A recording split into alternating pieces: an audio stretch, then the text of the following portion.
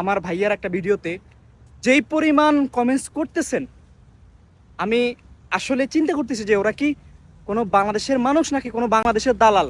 আসসালামু আলাইকুম। আমি আজকে কিছু কথা বলতে চাই আমার এই অডিয়েন্স যারা আছে তাদেরকে।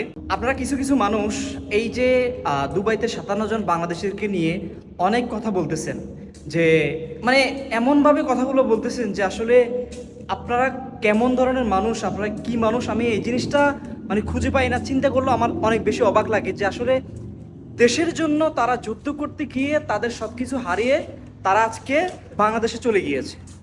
আপনারা আবার কি বলেন যে তোদেরকে ছাড়াটাই ভুল হয়েছে, তোরা আমাদের প্রবাসীদের ক্ষতি করছিস। ভাই, আমি আপনাদের কাছে কিছু প্রশ্ন করি। আপনি যদি একজন মানুষ হন, বিবেকবান মানুষ হন, তাহলে আপনি কোনো দিন এই কথা বলতে পারবেন না। দেশের জন্য তারা সর্বোচ্চ ত্যাগ করে তারা